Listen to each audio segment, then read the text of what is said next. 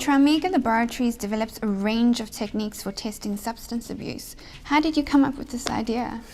Well, my first company that I was involved with was a DNA testing company. When the first company failed to succeed, at that point I probably had more debt than I ever had in my life. So even though the company was doing very well financially and was about to list on the alternative investment market, the time that I would get my wealth creation would be once we listed on the market.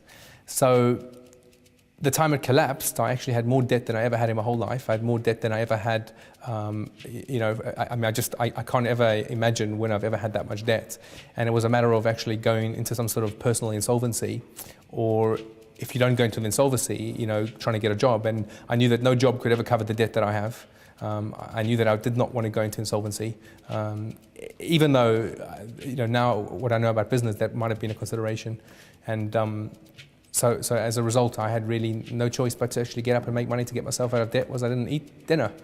And I actually remember, of having a car and having all these nice things. And I remember when that company collapsed, the liquidator came in and took all this stuff. And I actually remember I used to drive my car from my house to the station every day and park at the station. And even though it wasn't that far away. And I remember the day after, or the next week or two afterwards, it was very cold winter time in the UK. And I remember cycling on my bike to the station to get to work to actually, get this new company going. So they took my car away and everything, and I don't know whether to laugh or cry on a bike in the snow, And at that company, I knew, we mainly sold to solicitors and immigration solicitors who are looking to, bring people into the UK. And quite often when that process happens, they are asked to do a DNA test. So for example, mum lives in the UK and wants to bring their son who might be in, South Africa. They might be requested to do a DNA test to bring the child over to prove that's really the mum, and you can get your ancestry visa. How did you feel during that period when people were using that ancestral visa to come out of the country? Point number one, I will not be speaking on behalf of the homecoming revolution.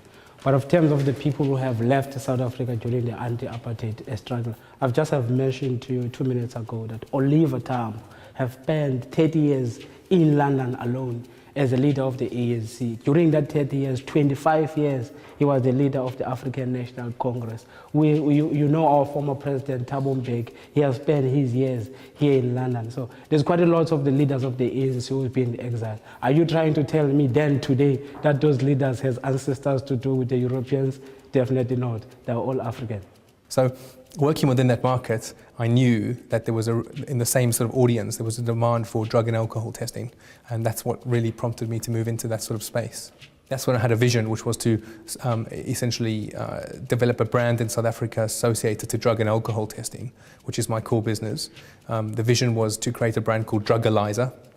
And what we did was we wanted to launch South Africa's first ever roadside drug testing project. And the way I intended to do that was to do a number of roadblocks with South African police and South African law enforcement, collect the data at the roadside, and then after a period of approximately 12 months, then launch that into the media, establish a brand called the Xolani, and then hopefully sell not just into government, but also sell into workplace and non-governmental money, if you like.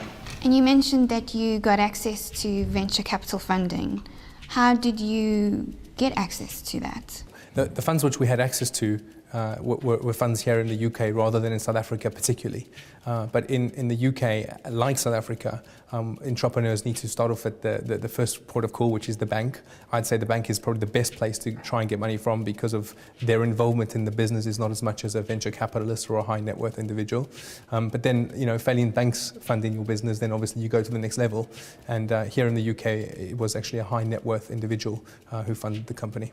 And again, that was quite a learning experience for business because I went through the whole legal framework process and, and what they try and get out of you, and that can be quite challenging and quite daunting sometimes. One of the key things that I found setting up a company in South Africa that really helped me was having a UK company as well. And what I mean by that is if you're going to go back to South Africa and do something entrepreneurial, I would advise have a company in the UK and actually buy shares or give shares to your, to your company in the UK. If you start developing some successes in South Africa and there's a UK interest in your company, that starts to actually become a showcase for UKTI, which represent UK PLC. For many years, people around the world in different countries that have implemented drug testing programs have found that there's always been a focus on alcohol testing and alcohol roadside fatalities. And what we found in South Africa was what we expected, which was that the number of people driving and the influence of drugs was quite alarming.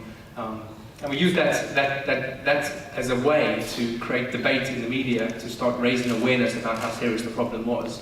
And the vision was that if we could do that, stimulate debate, then we can have an impact on changing policy. And then if you can change policy, then obviously you can then start selling to government in a big way with a brand of authority. And why were we the brand of authority? Because we were the first company ever to launch such a product or such a vision, if you like, into South African law enforcement. How did you achieve success so quickly? It certainly isn't a quick process. It takes a lot of time, a lot of hours, and a lot of extra effort, and what I call going the extra mile. The awards themselves, I'm very fortunate to have obtained. It's really somehow a testament to your hard work and somehow a success of your hard work, really. So I think if you work hard, wherever you are, you can get some sort of successes. In some cases it relates to awards, in other cases it's money, in other cases just having great people around you who you work with.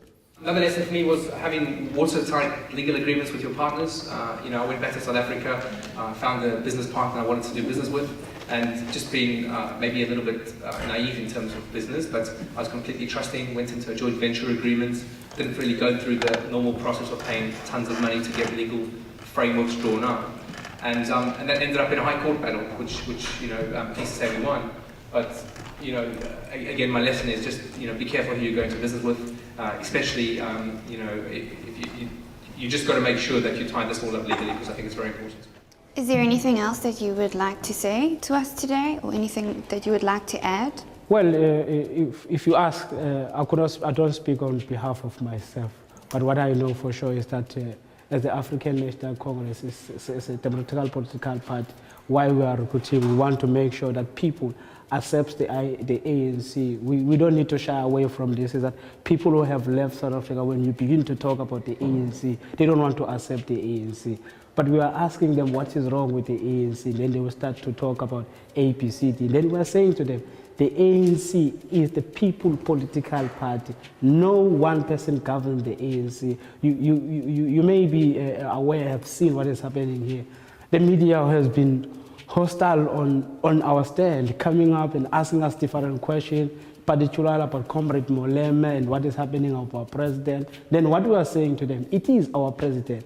It's Jacob Zuma, the president of the ANC. Jacob Zuma is the president of South Africa. Is the president elected by the South African people, as well as Julius Malema is the president of the Youth League. So people, they must not try to split these two things and take the ANC as an individual political party.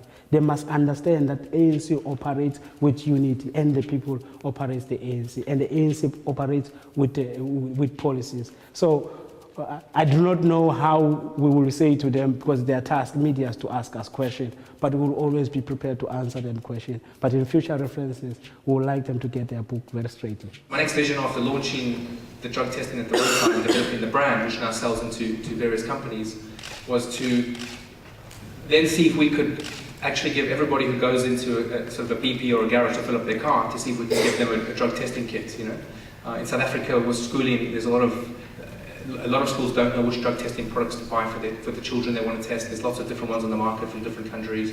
They don't all have the same quality. So we wanted to standardize that as a product in the service stations.